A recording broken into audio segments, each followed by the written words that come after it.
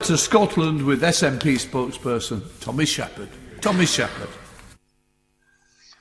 What a sad and inglorious end for the Brexit adventure.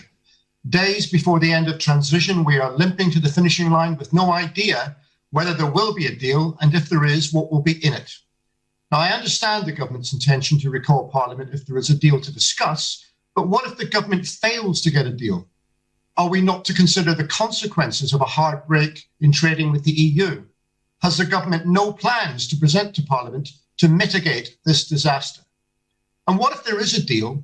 When will we see an economic assessment of its provisions?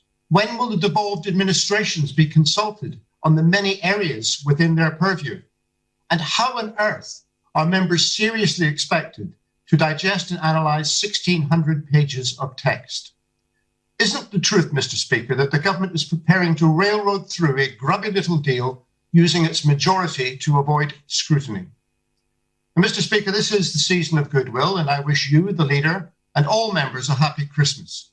But it is also a time to reflect on the big changes of 2020. This is a year in which support for this government evaporated in England. And in Scotland, this is the year in which the long-standing majority of people who have been opposed to the Tories for 70 years have coalesced around the prospect of independence.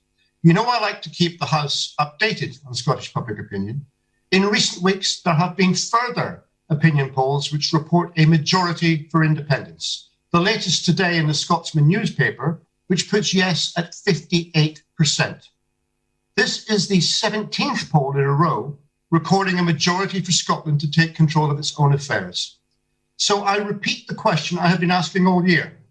When will this Parliament have the opportunity to consider changing opinion in Scotland? And if people vote in the coming Scottish general election to review the way in which Scotland is governed, will this government respect that vote? Perhaps since it's Christmas, the leader might actually give me an answer this time.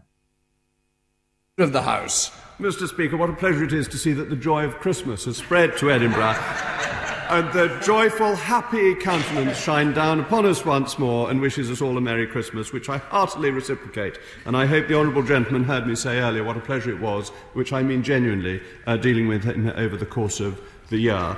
The honourable gentleman mentions the deal that is being done or is not being done and the need for it to be ratified. He criticises the government for using its majority potentially to pass any consequent act of Parliament. I would point out that's how democracy works. You get a majority and then you use that majority. It's not particularly shocking. It's what's done in parliaments across the world. And as my right honourable friend the Prime Minister pointed out, it's going to be a great opportunity for Scotland. He pointed out that Mrs Sturgeon is going to have more fish than she could eat in a lifetime because we will have control of our fishing waters. Indeed, I think they're going to need to get a bigger boat in Scotland to collect all this fish that is essential. And the strength of the United Kingdom grows every day. Have we not just heard that Aberdeen Council wants to separate from Edinburgh? It wants to avoid the machinations of the SNP, the failures of the SNP, the failures in education, the failures in policing, the failures in the health service in Scotland, led by the SNP. So what is Aberdeen saying?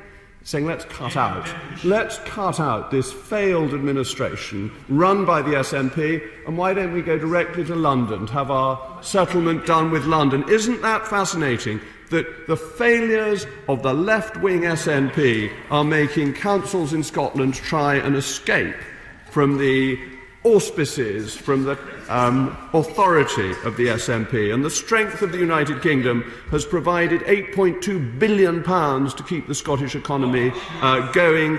Together as one country, one group of taxpayers have helped every part of the country with a depth, a strength, a thoroughness that would not be possible if they were separated. And when they had a vote, a real vote, not a sort of gossip with an opinion pollster, but they went to a polling station and put a cross in a box. How did they vote? They voted to remain part of the United Kingdom. Of that we should be proud and delighted, and we should celebrate, and we should have an extra glass at Christmas to celebrate the one United Kingdom.